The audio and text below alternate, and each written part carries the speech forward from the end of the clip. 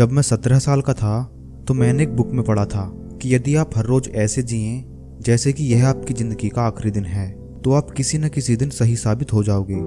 यह विचार मेरे दिमाग पर छा गया और तब से मैंने हर सुबह शीशे में खुद से यह सवाल किया है कि अगर ये दिन मेरी जिंदगी का आखिरी दिन होता तो क्या मैं आज वो करता जो मैं करने वाला हूँ। और जब भी लगातार कई दिनों तक जवाब नहीं में होता तब मैं समझ जाता हूँ कि कुछ बदलने की ज़रूरत है, कुछ नया करने की ज़रूरत है। स्टीव जॉब्स की इस स्पीच में बहुत ही गहराई है। अगर आप इस बात को ध्यान से समझें तो यह आप में एक अलग ही ऊर्जा भर देगा।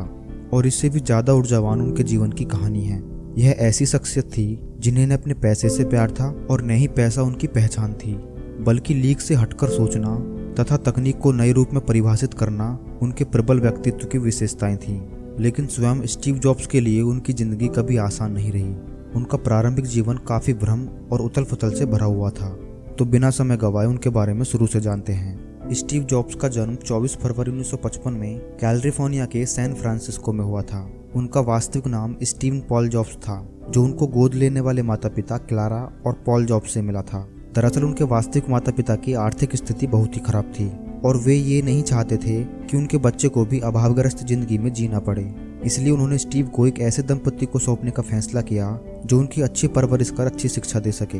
उनके पिता पॉल जॉब्स एक इलेक्ट्रिकल वर्कशॉप चलाते थे, इसलिए स्टीव का ज़्यादातर समय अपने पिता के साथ उनकी मदद करने में व्यतीत होता।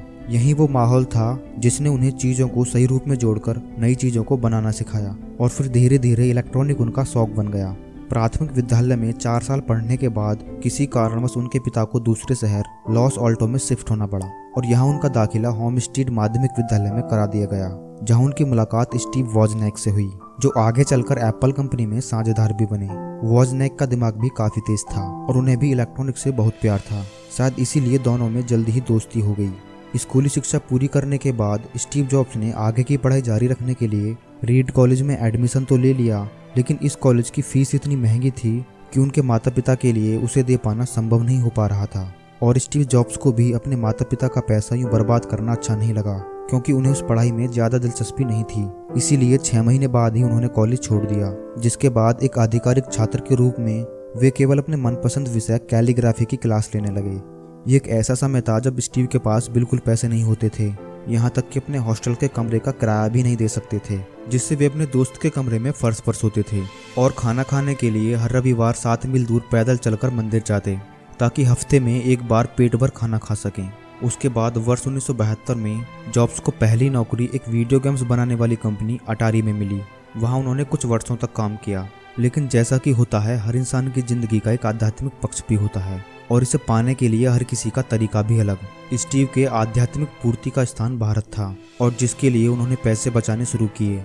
सन 1974 में वह भारत अपने दोस्त डैनियल कॉटके के साथ आए, जो बाद में जाकर एप्पल कंपनी के एम्प्लॉय भी बने। भारत में वह 7 महीने रहे और बौद्ध धर्म को पढ़ा और समझा, जिसके बाद वे वापस अमेरिका चले गए और फिर से अटारी कंपनी में काम करने लगे।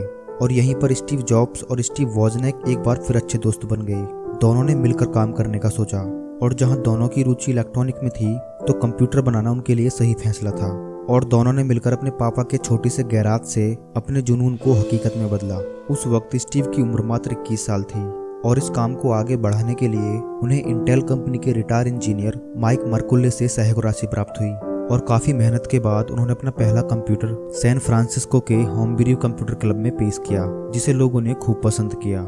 जिसके बाद 12 दिसंबर 1980 को पहली बार कंपनी का आईपीओ बाजार में उतारा गया, जिससे एप्पल एक सार्वजनिक कंपनी बन गई। और एप्पल के इस आईपीओ ने विश्व के किसी भी कंपनी से ज़्यादा लगभग 300 व्यक्तियों को रातों ही रात करोड़पति बना दिया।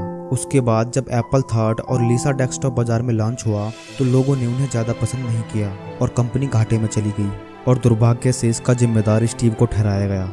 और 17 सितंबर 1985 में कंपनी के बोर्ड ऑफ डायरेक्टर ने स्टीव को कंपनी से निकाल दिया, जिसके बाद वो टूट चुके थे। असफलता उन्हें खाए जा रही थी, लेकिन उन्होंने हिम्मत नहीं हारी और अपनी नेक्स्ट इंक नाम की कंपनी खोली। और इस कंपनी से उन्होंने इतने पैसे कमाए कि 1986 में उन्होंने $10 मिलियन से एक ग्राफिक्स कंपनी खरीदी, जिसका नाम उन्होंने पिक्सर रखा, जिसमें उन्होंने अच्छी सफलता हासिल की। और इधर स्टीव जॉब्स के बिना एप्पल कंपनी घाटे में चल रही थी। तब एप्पल ने $477 मिलियन से नेक्स्ट कंपनी को खरीद लिया और स्टीव जॉब्स बन गए एप्पल के सीईओ। जिसके बाद उन्होंने एप्पल के अनोखे प्रोडक्ट निकाले, जैसे आईपॉड्स, आईट्यून्स, और 2007 में एप्पल का पहला मोबाइल फ़ोन निकाला, जिसने मोबाइल फ़ोन के बाजार में क्रांति ला दी थी, जो आज भी लोगों के दिलों में छाया हुआ है। 5 अक्टूबर 2011 को मात्र 56 वर्ष की आयु में कैंसर की बीमारी के चलते उनका निधन हो गया, और अगले ही दिन कैलिफोर्निया के राज्यपाल द्वारा उस दिन को स्टीव जॉब्स डे के रूप में मनाने की घोषणा कर दी गई।